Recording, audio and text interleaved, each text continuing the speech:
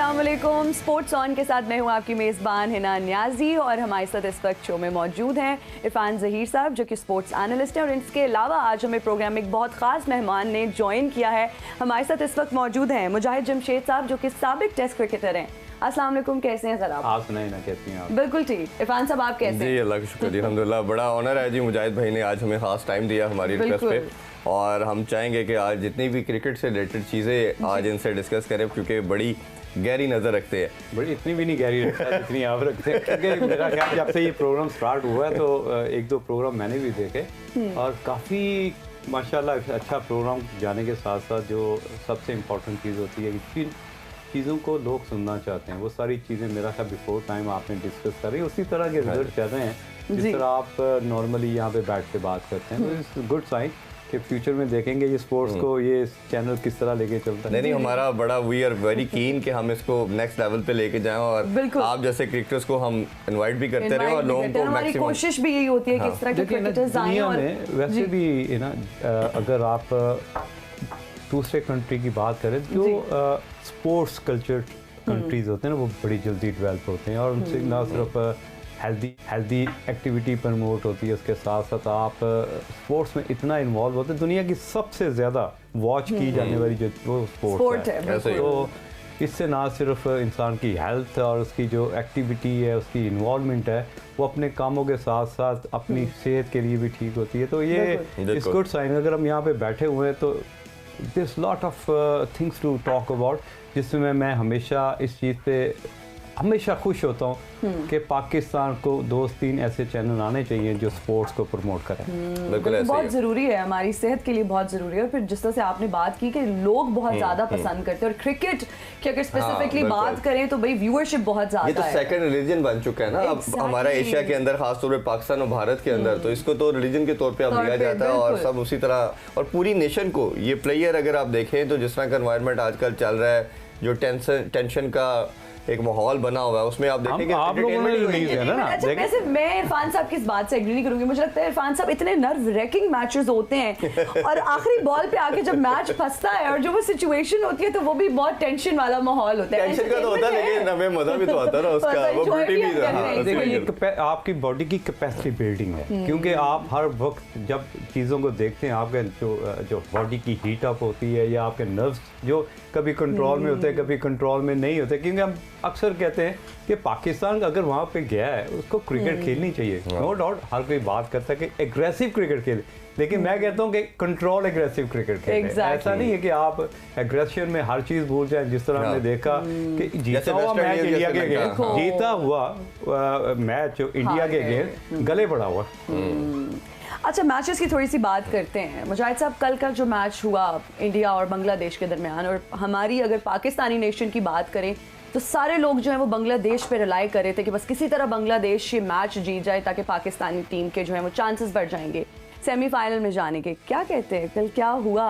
और बांग्लादेश ने अच्छा परफॉर्म किया, ये भी नहीं कि उन्होंने अच्छा परफॉर्म नहीं किया, दे प्लेड वेल। नहीं देखिए, सबसे पहले तो ये सिचुएशन आनी नहीं चाहिए, क्योंकि हम बड़े अरसे से देख रहे हैं, जब से 92 वर्ल्ड कप जीता वहाँ से शुरू हो गए हैं तो ये मैच ये हारे तो फिर हम पहुँचते हैं, ये बारिश हो जाए तो ये हो जाए, तो ये बड़ी टीमों को इस तरह नहीं सोचना चाहिए। देखिए, मैं before start of the world cup एक बात की थी कि जो न्यूजीलैंड जो है उनकी जो बॉडी लैंग्वेज है या उनकी जो कैप्टनसी, जो विलियमसन की कैप्टनसी है, वो एक कैलकुलेटेड किस्म की कैप्टनसी है, नज़र आती है एग्रेसिव, और जिस तरह की उनकी फिटनेस लेवल, जिस तरह की उनकी फील्डिंग लेवल, जिस तरह का उनका 1-2 विकेट्स भी गिर जाते वो कहते हैं we don't damn care about it, we love to take control. और हमने देखा ग्लेन फिल्म ने जिस तरह की इनिंग्स से खेली 2-3, तो उसमें आके आप दूसरे एंड पे विकेट्स गिर रही होती हैं, लेकिन आप उसको केयर ही नहीं करते, क्योंकि आप you want to take a control, आप रिस्पॉन्सिबिलिटी फील करते हैं और उसको ऑनेस्टली उसी तरह निभाते हैं जिस तरह आपकी टीम मैनेजमेंट या आपका कप्तान आपसे डिजर्व कर रहा होता है। अच्छा भाई, विलियमसन की अभी मैं इनकी जवाब दे दूं, जो बांग्लादेश की बात की, देखें ये सबसे पहले तो ये नौबत नहीं आनी चाहिए, अगर नौबत आ भी गई है तो इतनी कैलकुलेशनों के में नहीं जाना चाहिए, क्योंकि पहला मैच आप जीते तो सुकून के साथ आगे बढ़ते हैं। अगर मैं आपसे ये बात करूं कि आपने 2 साल का प्लान किया हो कि जी मैंने अमेरिका या किसी भी मुल्क में एक हॉलीडे करने जाना है, जी, जाते ही आपका पर्स गुम हो जाए जिसमें पासपोर्ट है, उसमें वीजा कार्ड है, तो क्या करेंगे आप? फिर तो मैं गई काम से। गई ना काम से। तो यही हाल पाकिस्तान टीम का इंडिया से हारने के बाद हुआ कि आप व्हील चेयर पे चले गए, दूसरों को खेलते देख रहे हैं ग्राउंड में, आप सिर्फ देख रहे हैं कि अब क्या होगा, अब क्या होगा। आप अपनी व्हील चेयर ही चलाने की कोशिश कर रहे हैं जो कि चल नहीं पा रही। तो वो व्हील चेयर पे जो सिचुएशन है वो जी। उसी तरह ही है। पहले मैच के बाद फिर आप जिम्बाब्वे से आ रहे हैं, जिम्बाब्वे ने तो आपको ऑक्सीजन ही ले लिया। उस ऑक्सीजन देखे कई दफ़ा आप अगर मोबाइल भी उठाएं ना तो बड़ा हैवी हो जाता है, क्योंकि आपकी जो फोकस है कहीं और होता है। लगता है कि यार मैंने इतनी लाइट वेट चीज़ जो रेगुलर पकड़ी हुई होती है उसका वो ही नहीं हो रहा। तो आपका खाना भी जो है वो बड़ा आपको मुश्किल लगता है, आपको पहनना बड़ा मुश्किल लगता है, आप एक प्लेयर से अवॉइड करना शुरू हो जाते हैं। जो बिहाइंड द सीन चीज़ें उसमें आगे जब ग्राउंड में जाते हैं तो आपका जो वेट है वो बहुत 5 गुना बढ़ चुका होता है, आपको बड़ा जोर लगाना पड़ता है। और जिस तरह की ऑस्ट्रेलिया की बड़ी ग्राउंड्स है तो जो बैकअप का माइंड है या जो बैकग्राउंड है वो आपको इम्पैक्ट ऐसा देती है कि यहाँ पे स्कोर करना बहुत मुश्किल है। काफ़ी चीज़ें कैरी करके आप जब ग्राउंड में उतरते हैं तो आपसे परफॉर्मेंस लेना बड़ा मुश्किल। अच्छा मुझे भी मैं इसमें 2 चीज़ें आपसे पूछना चाहूँगा। एक तो ये कि जो जिम्बाब्वे के अगेंस्ट हम मैच हारे, और मुझे लगता है कि जो भारत की डिफीट था उसी का प्रेशर मोमेंटम जो चल रहा था उसकी वजह बनी। दूसरा, आपने जिस तरह एशिया कप की ट्रांसमिशन भी हमने एक साथ की दूसरे चैनल पे, हमने एक हर मैच पे बात करते थे। आपने कहा था कि मैं आगे कैप्टनसी पे सेपरेट आपसे क्वेश्चन पूछूंगा। आपने तब कहा था कि बाबर अब परफॉर्म नहीं करेगा कुछ अर्सा, खासतौर पे एशिया कप में तो नहीं चलेगा। तो हमने देखा कि वो नहीं कर पाया। इस एज ए कोच, क्योंकि आप लेवल 3 कोच भी हैं और आप काफ़ी अरसे से कोचिंग में भी चल रहे हैं, तो किस रीज़न, क्या हमारे स्पेक्टेटर भी जानना चाहेंगे व्यूवर्स के, किस बेस के ऊपर आपने ये चीज़ कही कि बाबर से अब रन्स नहीं होंगे? क्या कैप्टनसी का प्रेशर था या कोई और टेक्निकल रीज़न आपको नजर? देखिए, नंबर 1 आप जब दुनिया में नंबर 1 बैट्समैन बन जाते हैं तो आप एक प्रेशर तो आता है, लेकिन जब आप कभी इंग्लैंड परफॉर्म कर रहे हैं, कभी ऑस्ट्रेलिया परफॉर्म कर रहे हैं, बाबर आजम में बात कर रहा हूँ कि इन्होंने दुनिया की हर जगह पे परफॉर्म किया, लेकिन कोहली के आमने सामने कभी नहीं किया था। जब क्योंकि लोगों ने, क्योंकि अपने एशिया कप था, एक दूसरे के सामने आना था, तो हमने देखना होता है कि प्रेशर हैंडलिंग और सिचुएशन कंट्रोल करने में की एबिलिटी किस में है। तो एबिलिटी मुझे विराट कोहली में ज़्यादा नज़र आ रही थी, क्योंकि 73 सेंचुरी उसके पॉकेट में थी, ऐसे ही है। और थोड़ा सा प्रेशर भी था कि उनको कप्तानी से भी हटाया गया था। तो उसको कंपैरिजन मैंने एज ए कोच इसलिए किया था, एक तो बाबर आजम कप्तान था और नंबर 1 प्लेयर था, और उसको अपनी रेपुटेशन को भी लेके चलना था। उस रेपुटेशन में जब आप अपने लिए और टीम के लिए, दोनों के लिए सोचते हैं और 1 से 2 मैच में अगर आप परफॉर्म नहीं करते ना तो फिर आपको गेयर चेंज में करने में बहुत जोर लगता है। तो यही वो थी ऐसी चीज़ें एज ए कोच जो मैं समझता हूँ कि बाबर आजम एशिया कप में परफॉर्म नहीं करेगा और विराट कोहली करेगा। उसके बाद विराट कोहली ने मुड़ के नहीं देखा। अगर देखें एशिया कप में भी सेंचुरी की, अभी भी इस वक्त जो लाइफ टाइम उसने जो इनिंग खेली 82 रन की अगेंस्ट पाकिस्तान, अभी तक मुझे ख्वाबों में आती कि ऐसी इनिंग के बाद देखी। तो अच्छा मुजाहिद साहब, थोड़ी सी अब कल के मैच की एक बार फिर से बात करते हैं। मुझे ये बताइए, कल का मैच हुआ, बारिश हुई, फिर से मैच शुरू हो गया, क्या देखते हैं, क्या लगता है आपको, आपका तज्जिया क्या कहता है कि बीसीसीआई का कितना इन्फ्लुएंस है आईसीसीआई पर? नहीं, देखें वो तो डेफिनेटली है, इसमें कोई शक नहीं है, क्योंकि कुछ ऐसे हमने विटनेस की ऐसी चीज़ें जिससे लगता है कि थोड़ी सी फेवर दी जा रही है। ये स्पिरिट ऑफ साउथ अफ्रीका का मैच भी आप उसका भी साथ इसी कॉन्टेक्स्ट में बता दीजिएगा जरा, वो भी आपने स्ट्रेट कैच छोड़ना, फेवर्स नज़र आ रही हैं। देखें कि आप एज ए अगर देखा जाए तो हम तो हर चीज़ को ऑब्जर्व कर रहे होते हैं और क्रिटिकल एनालिसिस भी कर रहे होते हैं। तो अकॉर्डिंगली दैट के मैं समझता हूँ कि कहीं ना कहीं थोड़ा सा फेवर दी जा रही है और ये गेम के अगेंस्ट है, ये स्पिरिट ऑफ गेम के अगेंस्ट है। वैसे इंडिया के मैचेस में आईपीएल की फील ज्यादा आती है। देखिए, ये उनके ज़हनों में डाल दिया गया, क्योंकि अगर आप देखें जब से आईपीएल स्टार्ट हुई है ना, शायद आपके नॉलेज में ये नहीं है कि जितने भी इंडियंस प्लेयर हैं वो दूसरी लीग्स नहीं खेलते, बिल्कुल नहीं खेलते हैं। वो इसलिए है कि उनको इतना पैसा दिया जाता है कि आपने बाहर नहीं सोचना, उसकी वजह से प्लेयर्स को ओन करते हैं। और जितना पैसा उन्होंने फ्लोट किया मार्केट में, जिस तरह फुटबॉल में पैसा उन्होंने फेंका, उसी तरह क्रिकेट में भी फेंका है। तो आईसीसी के लिए तो एक अच्छा, प्लेयर के लिए एक नेगेटिव चीज़ भी हो सकती है। जिस तरह आप देखें ना, एशियन टीम हमेशा बाहर जाके फंसती है। अब जो यूरोपियन या दूसरी ये ऑस्ट्रेलिया, न्यूजीलैंड, ये अब टीमें नहीं फंसती। अब जिस तरह लास्ट वर्ल्ड कप जो था वो यूएई के अंदर हो रहा था और फाइनल कौन खेला, ऑस्ट्रेलिया और न्यूजीलैंड। क्योंकि उसकी रीज़न ये है कि इनके लड़के IPL और PSL में खेलते हैं आके, या बिग बैश में भी जाते हैं, हर दुनिया की हर लीग खेलते हैं। उससे ये क्या है कि लड़कों को एक्सपोजर मिल रहा है, लड़के के अंदर अवेयरनेस है कंडीशन के लिहाज से, पिचेस के लिहाज से। अगर भारत अपने लड़कों को नहीं भेजेगा तो उसका एक डिबैकल भी आएगा, एक प्रॉब्लम भी उनको फेस करना पड़ेगा कि उनके लड़के सिर्फ अपनी कंडीशन की हद तक रह जाएंगे। तो आप नहीं समझते कि इधर थोड़ा सा मिस्टेक कर गया भारत? अच्छा, जवाब, सॉरी टू कट यू, जवाब हम लेंगे ब्रेक के बाद। बहुत ही इंटरेस्टिंग आपका सवाल है। हमारे साथ जुड़े रहिए, देखते रहिए स्पोर्ट्स ऑन। लेते हैं एक ब्रेक, हाजिर होंगे ब्रेक के बाद। Welcome back to sports on. जी मुजाहिद साहब, आप जवाब अपना कंटिन्यू करें। भारत का मैंने आपसे क्वेश्चन किया कि इनके लड़के जो थे वो सिर्फ IPL खेलते हैं और बाकी लीग नहीं खेलते, जबकि आपने एक सर्टेन रेशो निकालना होता है कि आपको इस चीज़ का फ़ायदा हो रहा है या नुकसान हो रहा है। तो उस चीज़ का इनको फ़ायदा हो रहा है, क्योंकि अगर देखा जाए दुनिया में इस वक्त डोमिनेट कर रहे हैं, अच्छी क्रिकेट खेल रहे हैं और अच्छी उनकी डेवलपमेंट प्रोग्राम्स है, वो सारे प्लस जब आप इंक्लूड करते हैं तो सारे टिक वो फिल कर रहे हैं। अगर उनकी जो क्रिकेट है उसको अगर अफेक्ट हो रहे होते, अगर वो स्ट्रगल कर रहे होते, तो हम यहाँ पे बैठ के ये बात कर सकते थे कि नहीं वो ठीक नहीं कर रहे, क्योंकि हर चीज़ उनकी फेवर में जा रही है और उनके प्लेयर्स परफॉर्म भी कर रहे हैं और अच्छा परफॉर्म कर रहे हैं। तो लिहाजा हम जो भी उन्होंने डिसीजन लिया, मैं समझता हूँ कि बिल्कुल ठीक लिया। अच्छा मुझे भी दूसरा क्वेश्चन, सबसे जो इम्पोर्टेंट क्वेश्चन अब बनता चला जा रहा है कि जो अगर खुदा ना खास्ता हम इसमें बुरे नोट पे वापस आते हैं तो इसका रिस्पॉन्सिबल कौन है? इसमें 2-3 स्टेक होल्डर आ जाते हैं। एक चीफ सेलेक्टर पे भी मलबा आ सकता है, चेयरमैन साहब की बात की जा सकती है, बट मेरा मानना ये है कि सबसे ज़्यादा बाबर के ऊपर, कैप्टन के ऊपर बात की जा रही है, क्योंकि कैप्टन ने ही टीम सिलेक्शन के अंदर भी अपना रोल प्ले किया। हमें जो ज़राए ने बताया कि उनकी डिमांड के ऊपर प्लेयर दिए गए, फिर इनके जो राइट्स थे या उनको जो आप कह सकते हो कि बहुत ज़्यादा मिल गए। पहले कोच के पास भी डिस्ट्रीब्यूशन थी राइट्स की, कुछ उनके पास थे कुछ इनके पास थे, बट लास्ट 1 साल से इन्होंने जब डिमांड की तो इनको ज़्यादा राइट्स दे दीजिए कि प्लेइंग 11 के लिहाज से, टीम सिलेक्शन के लिहाज से, because the captain of the ship ही सब कुछ लेके चलता है। तो आप बाबर के ऊपर कैसे देख रहे हैं? और आपको लगता है कि हमारा मानना यह था, जैसे हमने एशिया कप में भी बात की थी, कि लर्निंग कैप्टन है, वक्त के साथ सीख जाएगा, बट हमने देखा कि ऐसा इम्प्रूवमेंट नहीं नज़र आई। 2 मैच तो प्योरली हम पुअर कैप्टनसी की वजह से आते। तो पहले कैप्टन का बताइए आप। देखें, कैप्टनसी एक बड़ी एक स्पेशलिस्ट जॉब है जिसको फुलफिल करना हर कोई इमरान खान की तरह तो होता नहीं कि सारा प्रेशर अपने ऊपर ले ले। कई दफ़ा आप इंडिविजुअल हो जाते। थोड़ा सा बाबर इंडिविजुअल क्रिकेट खेलता है और अपने बाद फिर दूसरों के लिए सोचता है और इतना एग्रेसिव नहीं है, क्योंकि मॉडर्न क्रिकेट जो कहती है आपका एग्रेसिव होना बहुत ज़रूरी है, क्योंकि आपसे दूसरे प्लेयर को डर भी होना चाहिए। नो डाउट आप परफॉर्म तो कर रहे हैं, लेकिन एक डिपार्टमेंट में परफॉर्म कर रहे हैं। There so many department. आपने बॉलिंग को किस तरह लेके चलना है, आपने जो इवन के डॉकर पे प्लेयर जो बैठे हैं उनको एंगेज कैसे करके लेके चलना है, आपके कोच के साथ किस तरह के रिलेशनशिप हैं कि आप आया एक ही पेज पे हैं।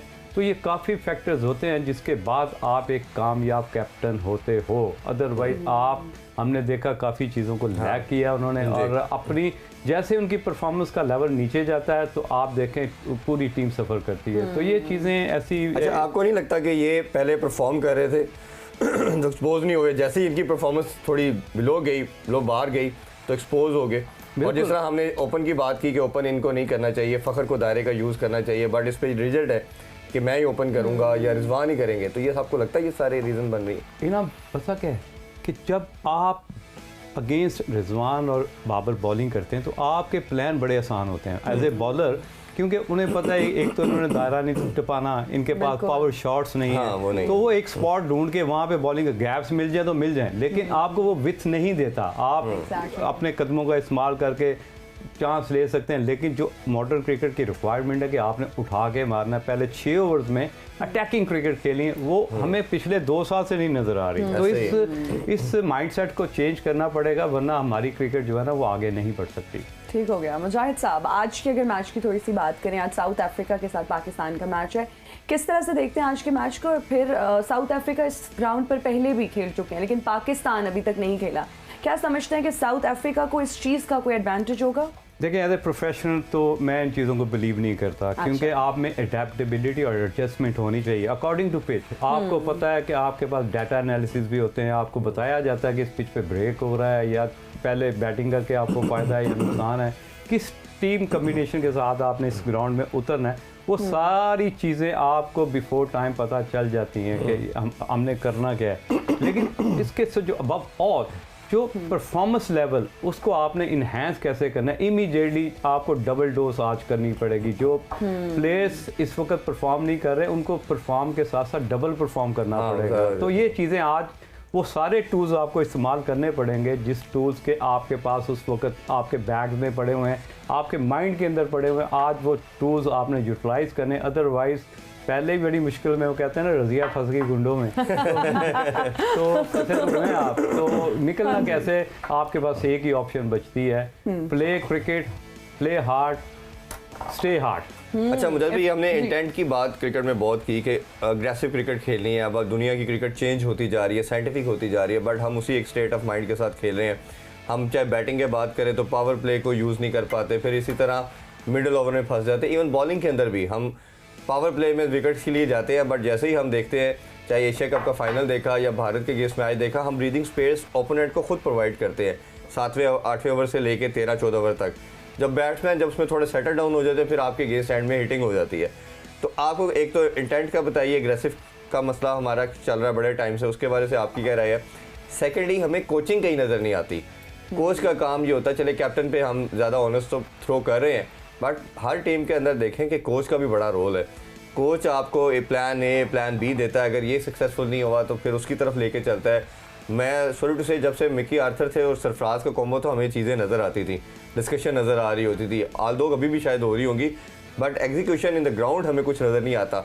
ऐसे लगता है जैसे स्क्रिप्ट है कि इसने 13वां ओवर करना है, इसने 15वां करना है, इसने 7वां करना है, और उसी के साथ ही आप वापस आ जाते हो। तो आप कोचिंग के वाले से क्या राय रखते हैं? कोचिंग का देखें, जब अफगानिस्तान का मैच हुआ है ना, ये सेमीफाइनल एशिया कप का, तो उसमें क्या था, जब नसीम शाह ने 2 छक्के मारे, तो उसमें कोच और बॉलर जो आपके बॉलिंग डिपार्टमेंट से उमर गुल था, ये उसका काम होता है। उसने क्या किया, आप राउंड द विकेट थोड़ा सा शॉर्ट बॉल करते, बॉल नीचे रह रहा था, स्किट कर रहा था। उन्होंने 3-4 ओवर पहले प्लान किया हुआ था कि इस बॉलर ने आखिरी ओवर करना है और राउंड द विकेट करना है, जो कि मैं समझता हूँ कि वर्स्ट तरीन डिसीजन था किसी भी कोच का कि उस राउंड द विकेट उसको बॉल, क्योंकि उसी वजह से वो फुल टॉस हुए, 2 छक्के पड़े। अगर वो ओवर द विकेट बॉल करता वो 2 छक्के, तो ये इम्पोर्टेंस रोल कोच का होता है ये, और जो मैच का फैसला ही चेंज कर देते हैं। हमने देखा अगेंस्ट अफगानिस्तान कि जिस तरह नसीम शाह ने, आप में से एग्री करोगे,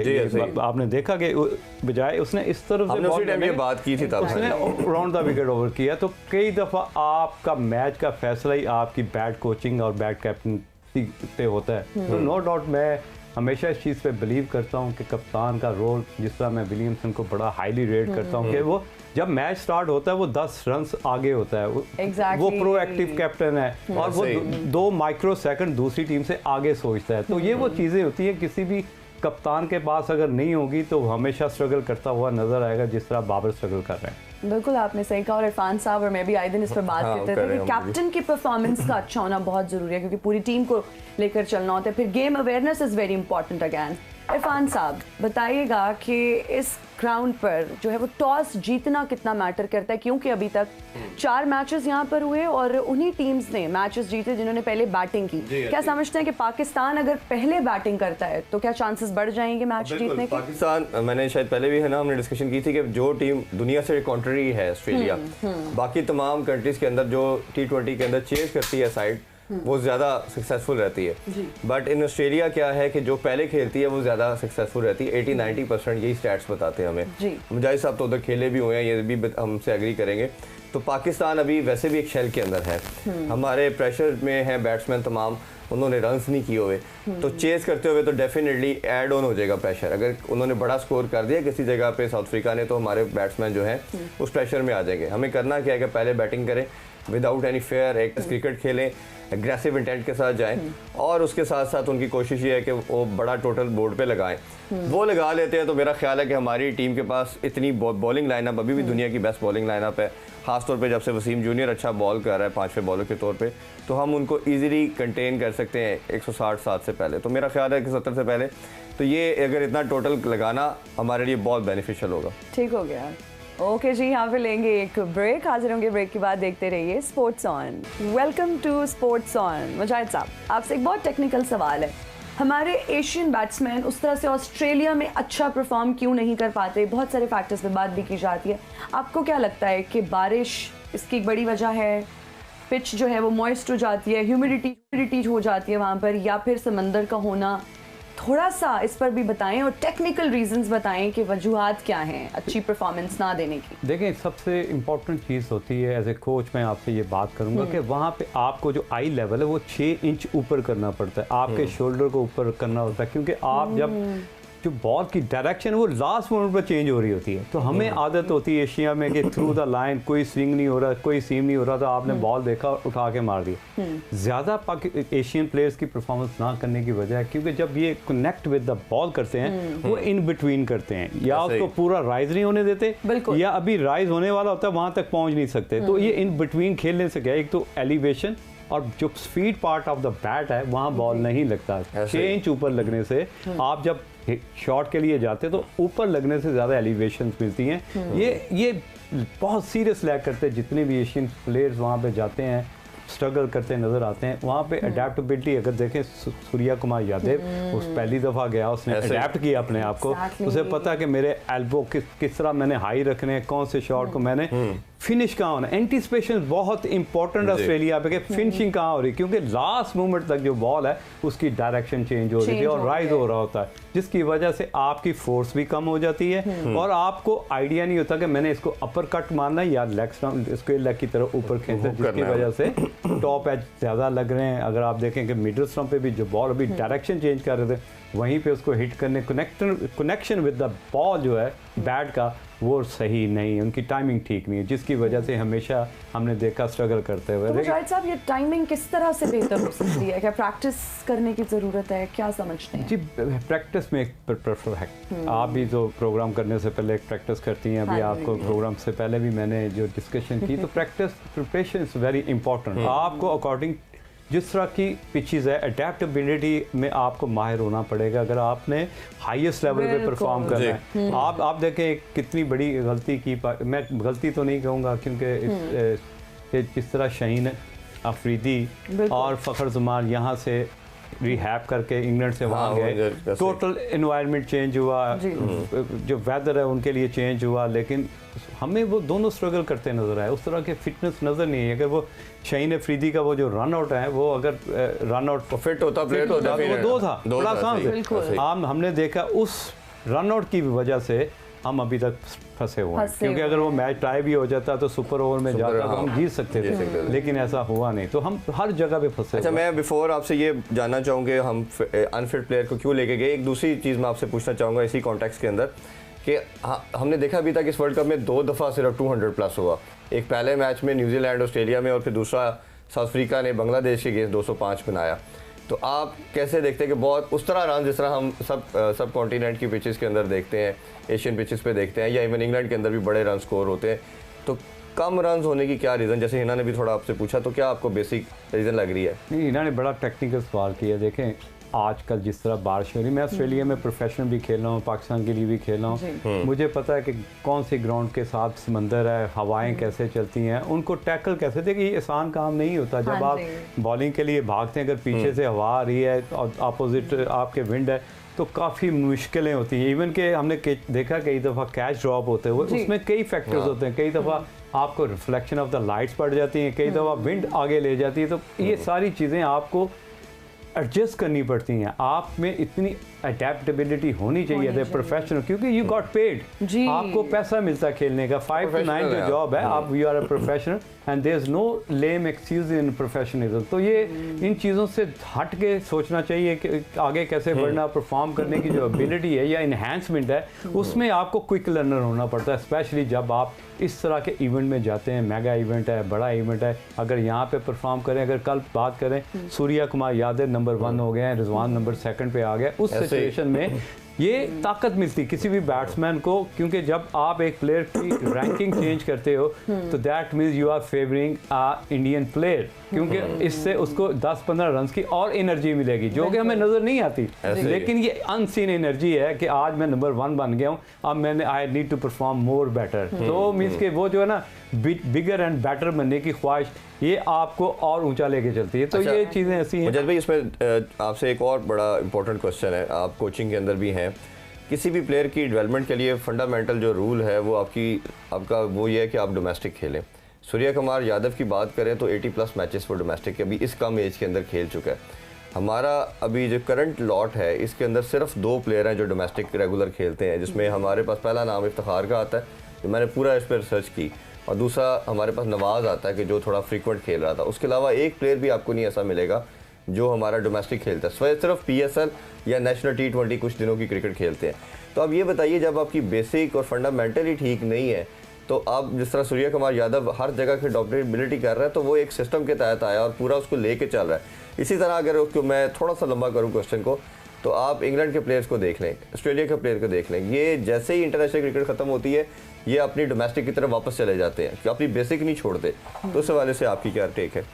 देखिए, सबसे ज़रूरी जो चीज़ होती है कि आपका टीम के अंदर कंपटीशन होना बहुत ज़रूरी है, कि मैंने इसको बीट करना है, मैंने इसको बीट करना है। तो इस अगर यहाँ पे बात करें सूर्या कुमार यादव की, उसके पास रोल मॉडल बहुत हैं। हाँ, उसके पास ये जो टीम के अंदर कंपटीशन जो कम्पेटिटिव है वो बहुत ज़्यादा है, कि मैंने इबरात को बीट करना है, मैंने रोहित को बीट करना है। तो ये जब तक आप हेल्दी कंपटीशन अपनी टीम के अंदर नहीं डालेंगे तो आपकी डेवलपमेंट नहीं होगी। प्रोसेस जिस तरह आपने बात की, आई बिलीव ऑन प्रोसेस के तो मैं डिनाई नहीं करता, लेकिन आपको रोल मॉडल भी एंगेज करने पड़े, डेवलप करने पड़ेंगे, जिसको देख के आप उससे भी अच्छा परफॉर्म करने की कोशिश करो। तो यहाँ पे जिस तरह के हमारे ओपनर्स हैं, पावर हीटर ना, वो पावर हीटर है ना, मुझे तो समझ नहीं लगती कि वो किस तरह आने वाली जो जनरेशन है उनको किस तरह रोल मॉडल समझ के आगे बढ़ेंगे। ODI के लिए तो ठीक है, टेस्ट क्रिकेट के लिए तो ठीक है, लेकिन क्रिकेट अब बहुत रैपिडली पूरी दुनिया में देखी जा रही है, फॉलो की जा रही है, तो आपको उस तरह अपने डेवलपमेंट प्रोग्राम भी करने पड़ेंगे। अच्छा, हर दुनिया की टीम वर्ल्ड कप से पहले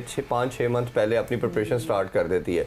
जैसे हमें फिर पता चल गया, आजकल की प्रेस रिलीज आ गई कि फ़खर अनफिट है, और इसी तरह शाहीन का हम डेली बात कर रहे हैं कि अभी तक सिर्फ 1 विकेट ले सके, सबसे बड़ा हमारा ट्रम्प का होते थे वो, अगर फिट नहीं थे। तो मेरा मानना यह है कि कैसा प्लेयर जो फिट है और शायद उतना लिथल नहीं है बट वो ज़्यादा बेनिफिशियल हो सकता है अगर स्नैन होता है या दानी होता। फिर इसी तरह अभी उस्मान कादर को कैरी किया गया, जिनको ब्रोकन फिंगर के साथ उनको ले गए।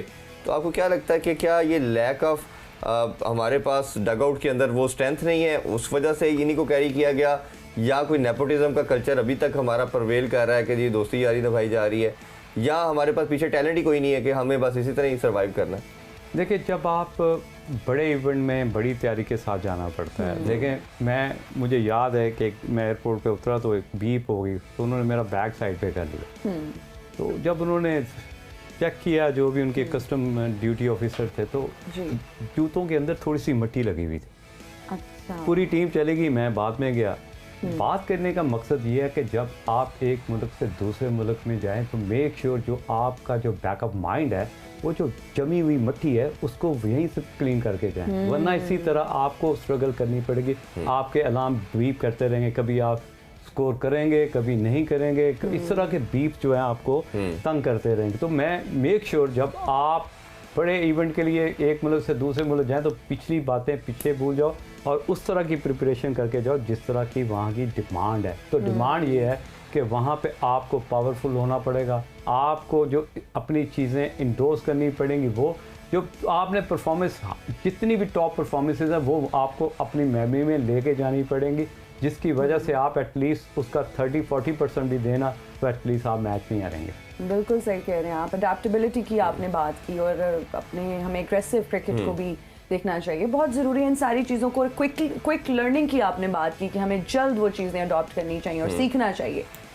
अच्छा, मुझे ये बताइए कि क्या समझते हैं आज फ़खर ज़मान की रिप्लेसमेंट जो है, Mohammad Haris will be the right replacement?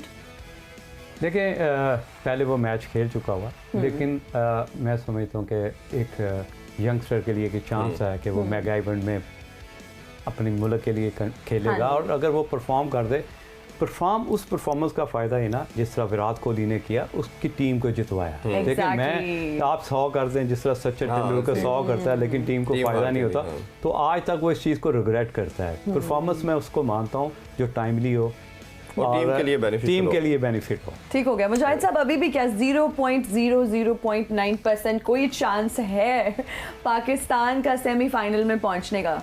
बहुत सारी चीज़ों पे हम डिपेंड कर रहे थे कि ये जीत जाए, इसको ये हो जाए, इस टीम का सहारा ले लें, उस टीम का सहारा ले लें। What do you think, कितने चांसेस हैं अभी भी हम क्वालिफाई कर सकते हैं सेमीफाइनल के लिए? ये इरफान एक्सपर्ट है, लेकिन मेरी नज़र में जो है ना इस वक्त आप 0 पे खड़े नहीं। इसमें एक ऑप्शन अभी स्टिल अवेलेबल है, हाँ, उसमें यह है कि पाकिस्तान अगर दोनों मैच जीता है और कल ज़्यादा क्लियर, परसों संडे को जो फाइनल मैच होगा, अगर आज का मैच जीत जाते हैं तो हमें रन रेट की पोजीशन क्लियर हो जाएगी और हमने फिर क्या करना है कि फिर हमें आइडिया होगा कितने मार्जिन से या मैक्सिमम रन्स के साथ हमने उनको बीट करना है, जिम्बाब्वे उसको सॉरी बांग्लादेश को, और जिम्बाब्वे ने फिर भारत को हराना है।